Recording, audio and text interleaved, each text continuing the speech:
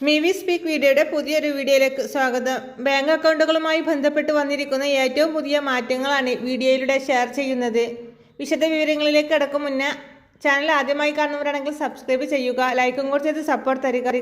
ആദ്യത്തെ അറിയിപ്പ്: മെയ് 1 മുതൽ ATM-ൽ നിന്നും പണം പിൻവലിക്കുന്നവർ ശ്രദ്ധിക്കുക. പുതിയ മാറ്റങ്ങൾ അറിഞ്ഞില്ലേ? രാജ്യത്തെ ATM ഇടപാടുമായി ബന്ധപ്പെട്ട് പുതുക്കിയ നിരക്കുകൾ 2025 മെയ് 1 മുതൽ നിലവിൽ വരും. രാജ്യത്തുടനീളമുള്ള സൗജന്യ ഇടപാടുകൾ, പരിധികൾ, അധിക ഇടപാടുകൾക്കുള്ള ചാർജുകൾ, ഇന്റർചേഞ്ച് ഫീസ് ഘടനകൾ എന്നിവയിൽ മാറ്റങ്ങൾ വരും. പുതിയ മാർഗനിർദ്ദേശങ്ങൾ പ്രകാരം ഉപഭോക്താക്കൾക്ക് ഓരോ മാസവും ഒരു നിശ്ചിത എണ്ണം സൗജന്യ ATM ഇടപാടുകൾക്ക് അർഹതയുണ്ടാകും. എന്നാൽ സ്ഥലങ്ങളെ അടിസ്ഥാനപ്പെടുത്തി ഇത് വ്യത്യസ്തപ്പെട്ടിരിക്കും. മെട്രോപൊളിറ്റൻ നഗരങ്ങളിൽ 3ഉം മെട്രോപൊളിറ്റൻ ഇതര നഗരങ്ങളിൽ 5 എണ്ണവുമാണ് സൗജന്യ ഇടപാടുകൾ. ഈ സൗജന്യ ഇടപാടുകളിൽ സാമ്പത്തികേതര പ്രവർത്തനങ്ങൾ ഉൾപ്പെടും. പ്രതിമാസം സൗജന്യ ഇടപാട് പരിധി കഴിഞ്ഞാൽ ഉപഭോക്താക്കൾക്ക് ഓരോ ഇടപാടിലും 23 രൂപയും നികുതിയും നൽകേണ്ടി വരും. ഈ നിരക്കുകൾ സാമ്പത്തികേതര ഇടപാടുകൾക്ക് ബാധകമാണ്.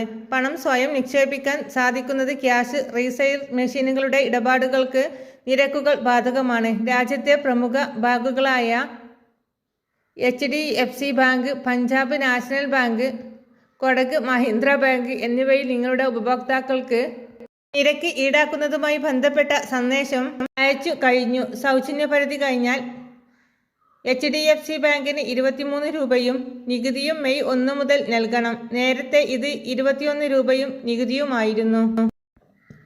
HDFC ബാങ്ക് ATM-കളിൽ സൗജന്യ പരിധിക്കപ്പുറം പണം പിൻവലിക്കുന്നതിന് മാത്രമേ നിരക്കുകൾ ഈടാക്കൂ എന്നും സാമ്പത്തികേതര ഇടപാടുകൾ സൗജന്യമായി തുടരുമെന്നും ബാങ്ക് വ്യക്തമാക്കി. എന്നാൽ മറ്റ് ബാങ്കുകളുടെ ATM-കൾ സാമ്പത്തികവും സാമ്പത്തികേതരവുമായ ഇടപാടുകൾ സൗജന്യ ഇടപാട് പരിധിയിൽ കണക്കാക്കും. ഡിജിറ്റൽ ബാങ്കിന്റെ പ്രോത്സാഹിപ്പിക്കുന്നതിന്റെ ഭാഗമായി RBI ഇങ്ങനെയൊരു തീരുമാനം കൈക്കൊണ്ടത്.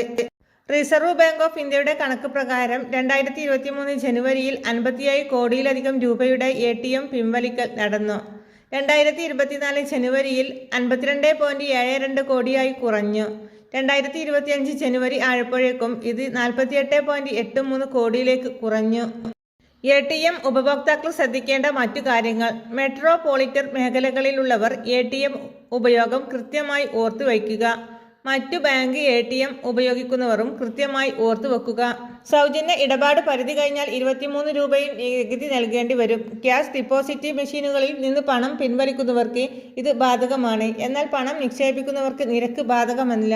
കൂടുതൽ വാർത്തകൾക്കും വിശേഷങ്ങൾക്കുമായി ഈ ചാനൽ സബ്സ്ക്രൈബ് ചെയ്യാൻ മറക്കല്ലേ. ഈ ഇൻഫർമേഷൻ മറ്റുള്ളവരിലേക്ക് ഷെയർ ചെയ്യാൻ മറക്കല്ലേ.